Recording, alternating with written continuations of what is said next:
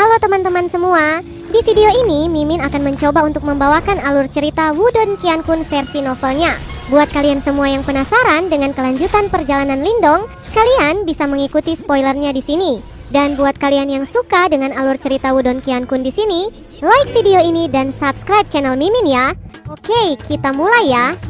Karena masih ada 10 hari sampai pembukaan tempat harta karun, Lindong dan kelompoknya tidak terlalu terburu-buru seperti sebelumnya. Selanjutnya, ia ingin memberikan waktu pada Little Flame untuk menyesuaikan diri dengan tubuh barunya. Maka, kecepatan mereka melambat. Secara keseluruhan, mereka menghabiskan 3-4 hari di jalan sebelum akhirnya tiba di area paling ramai di Tanah Kuno, Istana Kuno. Berdiri di sana, kota yang megah dan luas. Di masa lalu, ini adalah markas besar sekte super. Selanjutnya, ini adalah tempat untuk membuka tempat harta karun kuno. Oleh karena itu, hampir setiap kekaisaran di wilayah barat daya telah bergegas ke sini.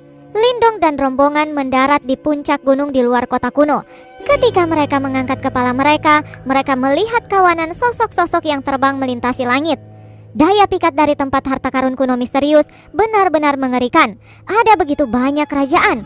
Gumam Lindong terkejut saat dia menatap pemandangan ini. Kota ini sangat besar, namun jumlah orang di sini sepertinya jauh melebihi kapasitas kota. Tubuh berotot Little Flame berdiri di belakang Lindong seperti menara logam hitam. Sebuah kilatan menakutkan muncul di dalam mata hitamnya yang dalam saat mengamati kerumunan yang lewat. Meskipun dia telah meninggalkan wujud binatangnya, kebiasaan naluriah jelas tidak akan terhapus dengan mudah. Ayo pergi, saatnya memasuki kota, ucap Lindong tersenyum sebelum dia segera melompat dari tebing gunung dan menuju ke kota kuno yang sangat besar. Di belakang Lindong, Little Flame mengangguk saat dia mengikuti di belakangnya. Selama beberapa hari terakhir, dia sudah mulai melakukan kultivasi transformasi Dewa Surgawi yang diberikan oleh Little Martin kepadanya. Oleh karena itu, dia secara bertahap mendapatkan peningkatan penguasaan atas tubuhnya dan langkah kakinya sangat cepat. Saat ini, dia memiliki keyakinan bahwa dia bisa menangani situasi apapun yang muncul. Bahkan, jika mereka menemui praktisi tahap 1 Yuan Nirvana, tidak akan ada yang menimpa Lindong di bawah pengawasannya. Istana kuno di kota sangat besar dan memiliki total 8 pintu. Namun karena ada sejumlah besar orang yang membanjiri, mereka hanya bisa diam-diam mengikuti antrian. Dalam beberapa hari, tempat harta karun kuno akan dibuka. Jika kita dapat memperoleh sedikit darinya, kita pasti bisa menonjol di medan perang kuno. Apakah menurut Anda ini akan begitu mudah? Lihatlah jumlah orang-orang yang tertarik ini. Bahkan ada kerajaan tingkat tinggi yang tak terhitung jumlahnya di sini juga. Jika Anda tidak mampu, jangan bermimpi tentang harta karun itu. Selanjutnya, jangan berpikir bahwa semua pesaing ini bisa Anda hadapi. Siapa yang tahu jika ada orang lain yang bersembunyi dalam kegelapan. Bahkan mungkin kerajaan yang kuat seperti kerajaan tebing iblis dan kekaisaran prasejarah yang juga telah mendapatkan kunci kuno misterius tidak akan berani menghadapi dengan sembrono, ucap orang-orang di tengah antrian. Sementara Lindong diam-diam berdiri di antrian. Dia mengerutkan alisnya ketika dia mendengar pembicaraan di sekitarnya. Saat ini, ada 3 kerajaan yang memiliki kunci kuno misterius, yaitu Kekaisaran Tebing Iblis, Kerajaan Prasejarah, dan Kerajaan Death Valley yang telah tiba di Istana Kuno. Namun dikatakan bahwa orang yang memiliki kunci terakhir, yaitu Lindong, belum muncul. Aku ingin tahu, apakah anak itu akan berani muncul? Pernahkah Anda melihat poster-poster di dinding? Kerajaan Tebing Iblis telah memasang harga 1,5 juta pil Nirvana untuk kepalanya. Dia pasti akan berada dalam situasi yang mengerikan sekali dia menunjukkan wajahnya. Orang itu benar-benar tidak beruntung. Seperti kata pepatah, orang yang tidak bersalah akan mendapat masalah karena kekayaannya. Karena dia berani merebut kunci kuno misterius tanpa dukungan kekaisaran tingkat tinggi, bukankah dia hanya mencari kematian? Ucap orang-orang di tengah antrian. Lindong yang dengan santai mendengar percakapan tiba-tiba tercengang. Dia tidak pernah menyangka bahwa topik akan berbalik kepadanya. Segera dia sedikit menyipitkan matanya saat dia melihat ke arah tembok kota. Benar saja, dia melihat ada poster hadiah di sana dan gambar dirinya. 1,5 juta pil Nirvana. Sepertinya tebing iblis benar-benar menginginkan saya, gumam Lindong. Tiba-tiba suasana di sekitarnya membeku sebelum Lindong merasa beberapa orang berbalik menatapnya. Segera ekspresi mereka berubah.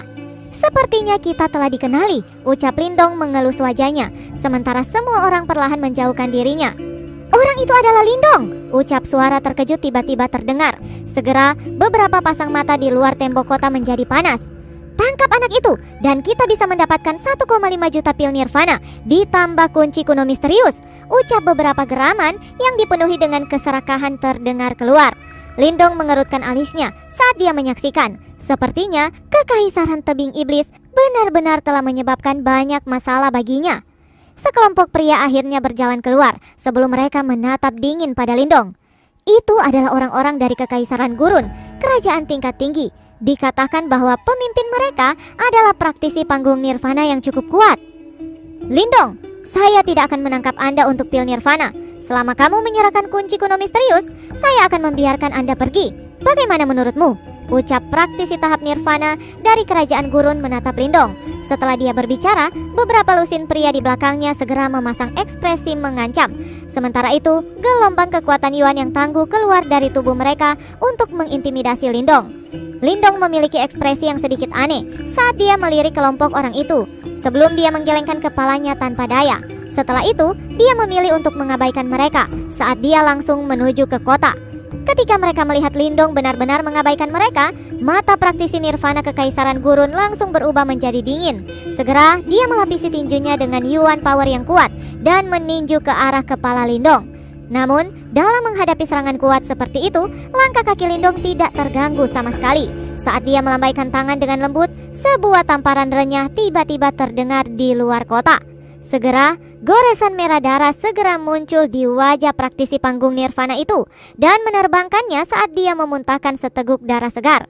Pintu masuk kota yang kacau itu langsung menjadi sunyi senyap saat orang banyak menatap sosok menyedihkan dari praktisi panggung nirvana yang tergeletak di tanah. Sebagian besar dari mereka akhirnya mendapatkan kembali akal mereka setelah mereka berpikir 2 kali untuk mendapatkan hadiah besar itu. Jika Anda menginginkan kunci kuno misterius yang saya miliki, mari datanglah. Saya tidak akan begitu berbelas kasihan di lain waktu. Ucap Lindong bahkan tidak melirik sedikit pun praktisi panggung nirvana itu saat dia menatap sekelilingnya dan memperingatkan. Ketika mereka mendengar kata-katanya, hati beberapa orang bergidik dan tidak ada yang berani berbicara. Tentu saja, istana kuno telah menarik kerumunan besar dan ada beberapa praktisi yang kuat bercampur. Oleh karena itu, beberapa lirikan tidak jelas diam-diam dilemparkan ke arah Lindong. Sepertinya banyak dari mereka ingin tahu lebih banyak tentang pria yang baru-baru ini menjadi pusat perhatian. Lindong secara alami mendeteksi tatapan yang kuat namun tidak jelas. Segera matanya menyipit. Di belakangnya, Little Flame yang belum bergerak tiba-tiba mengambil langkah maju. Seketika gelombang kejut darinya menyebabkan suara merintih diam-diam terdengar keluar dan tatapan agak terkejut dilemparkan pada Little Flame yang berdiri di belakang Lindong. Ayo pergi, saya telah merasakan lokasi dari 3 kunci kuno misterius lainnya dan mereka seharusnya juga telah mendeteksi saya. Kerajaan tebing iblis harusnya juga sudah ada di sana. Saya penasaran untuk mencari tahu apa yang bisa mereka lakukan pada saya. Ucap Lindong dengan santai melirik tempat-tempat tersembunyi di sekitarnya. Tanpa basa-basi lagi, dia mengangkat kepalanya dan menuju ke bagian dalam dari istana kuno. Di sana, ia bisa mendeteksi keberadaan 3 kunci kuno misterius. Kali ini, dia akan langsung menghadapi kekaisaran tebing iblis. Saat Lindong berjalan ke arah kota itu, perasaan keagungan dari kota semakin membesar. Setelah berjalan ke kota, Lindong dan Little Flame langsung menuju pusat kota. Di pusat kota, ada istana yang sangat megah, dan itu adalah bangunan yang paling menonjol di kota. Jika seseorang berdiri di atasnya, seseorang akan dapat melihat seluruh kota. Namun, berbeda dengan kota-kota lain, pusat kota ini tampak cukup tenang. Tentu saja, tempat unik ini terlarang bagi kebanyakan orang dari kerajaan biasa, dan hanya praktisi panggung nirvana dari kekaisaran peringkat tinggi yang memiliki kualifikasi untuk masuk. Mungkin karena itu agak terkait dengan kunci kuno misterius. Di tengah-tengah istana besar, Lindong samar-samar bisa merasakan 3 getaran samar. Sepertinya mereka adalah 3 faksi lain yang telah mendapatkan kunci kuno misterius, yaitu Kekaisaran Lembah Kematian atau Death Valley, Kekaisaran Prasejarah, dan Kekaisaran Tebing. Tentu saja, mereka juga pasti merasakan kehadirannya, mengingat kemampuan para pemimpin dari ketiga kerajaan ini. Mereka seharusnya juga mendeteksi kunci kuno misterius miliknya. Di dalam istana ini, ada aula emas besar. Bagian dalam aula besar itu sangat luas dan tampak seperti sebuah stadion. Saat ini ada beberapa kehadiran di aula besar. dan aura mereka semua agak luar biasa. Jelas, mereka bukan individu biasa. Orang-orang yang bisa duduk di aula besar ini adalah praktisi terkenal atau mereka yang berasal dari kekaisaran termuka di wilayah barat daya dari medan perang kuno. Oleh karena itu, dapat memperoleh tempat di aula besar ini adalah tanda kekuatan. Di sisi aula besar, 3 sosok duduk. Samar-samar gelombang kejut yang sangat ganas beriak dari tubuh mereka.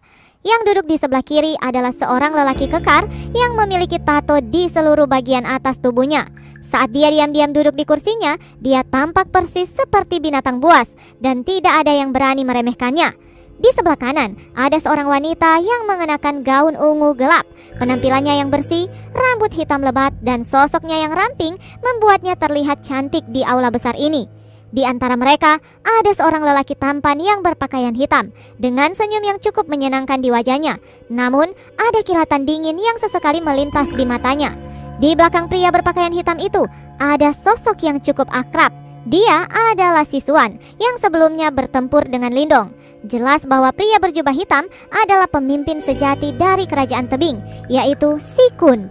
Sepertinya pemilik keempat dari kunci kuno misterius akhirnya muncul. Ucap Sikun di aula besar, tiba-tiba mengangkat kepalanya saat senyumnya semakin lebar, sementara suaranya terdengar di aula besar. Aula besar tiba-tiba menjadi jauh lebih tenang. Orang-orang yang bisa duduk di sini tidak tertekan dan mereka secara alami tidak takut dengan kerajaan tebing iblis, tidak seperti kerajaan lain. Hanya ada 4 kunci kuno misterius dan tidak ada yang tahu jika kunci ini memiliki fungsi lain selain membuka tempat harta karun. Meskipun demikian, jika seseorang memiliki kunci kuno misterius, kata-kata mereka akan diperhitungkan secara alami. Oleh karena itu, semua orang yang hadir di sini menginginkan kunci kuno misterius itu. Tentu saja, keempat kunci kuno misterius saat ini memiliki pemilik, dan tentu tidak mudah untuk merebut kunci dari 3 kerajaan tingkat tinggi. Biayanya terlalu besar, karenanya sebagian besar kerajaan tidak berkomplot melawan mereka. Sebaliknya, Lindong secara alami menjadi target utama mereka. Namun, semua orang di sini tahu bahwa Lindong telah berhasil melarikan diri tanpa cedera dari Sisuan. Tetapi, fakta ini tidak menghalangi mereka sama sekali. Bagaimanapun, mereka bukan kekaisaran biasa. Saya ingin tahu, apakah Lindong benar-benar memiliki keberanian untuk benar-benar mampu menyambar kunci kuno misterius dari kerajaan tebing iblismu? Ucap pria bertubuh kekar yang duduk di samping Sikun ingin tahu menatap keluar dari aula besar.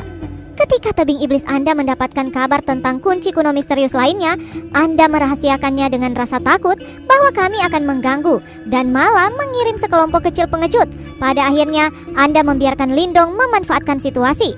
Ucap wanita dengan gaun ungu gelap. Kekaisaran prasejarah dan kerajaan Death Valley tidak kalah dengan kekaisaran tebing iblis. Karena itu mereka berani bicara tanpa beban. Anak itu hanya beruntung terakhir kali. Jika dia tidak bergantung pada kunci kuno misterius untuk melarikan diri, aku akan langsung menangkapnya. Ucap Sisuan berkata dengan ekspresi dingin di wajahnya. Awalnya saya khawatir dia tidak akan punya nyali untuk muncul. Namun, saya tidak berharap dia begitu berani. Karena dia telah muncul, saatnya baginya untuk mengembalikan kunci ke pemiliknya yang sah. Ucap Sisuan dengan niat membunuh. Berita tentang bagaimana Lindong berhasil melarikan diri darinya telah menyebar ke seluruh kota. Dan itu telah menghancurkan reputasinya. Oleh karena itu, dia sangat ingin menangkap Lindong. Kerajaan tebing iblismu sudah memiliki kunci kuno misterius. Tinggalkan yang satu ini untuk kita semua. Ucap suara lembut terdengar dari aula besar. Sisuan mengerutkan alisnya dan baru saja akan menjawab. Tetapi Sikun melambaikan tangannya sebelum dia tersenyum dan berkata, siapapun yang bisa menyingkirkan anak itu akan menjadi pemilik baru dari kunci kuno misterius. Ucap Sikun. Saudara Sikun benar-benar murah hati. Jangan khawatir, kepala orang itu akan menjadi milik kekaisaran tebing iblismu. Pada saat itu, orang lain akan mengetahui konsekuensi dari menyinggung kerajaan tebing iblismu. Ucap beberapa dari mereka. Dari ekspresi mereka, sepertinya mereka percaya menangkap Lindong dan mendapatkan kunci kuno misterius akan menjadi hal yang sangat sederhana. Sepertinya cukup banyak yang menginginkan kepalaku, ucap Lindong. Suaranya tiba-tiba bergema dari luar aula besar dan perlahan terdengar di aula. Suasana di aula besar langsung membeku sebelum beberapa tatapan aneh berubah menuju pintu masuk. Wajah Sikun tidak berubah saat dia terus bermain dengan bola baja di telapak tangannya. Senyum sini samar-samar tergantung di bibirnya. Lindong, ucap Sisuan dengan marah. Pria kekar dan wanita berbaju ungu gelap itu juga mengangkat kepala mereka. Tatapan mereka agak mengejek saat mereka menatap pintu masuk aula besar. Bukankah orang itu tahu bahwa hampir semua orang di sini menunggu kedatangannya? Menurut mereka, meskipun Lindong berasal dari kekaisaran peringkat rendah, kekaisaran yang agung, dia cukup berani dan berwawasan luas. Namun, dia terlalu bersikap tinggi tentang kemampuannya sendiri. Beberapa saat kemudian, dua sosok perlahan muncul di aula besar dan luas. Begitu kedua sosok ini muncul, perhatian semua orang langsung terfokus pada mereka. Itu adalah Lindong dan Little Flame.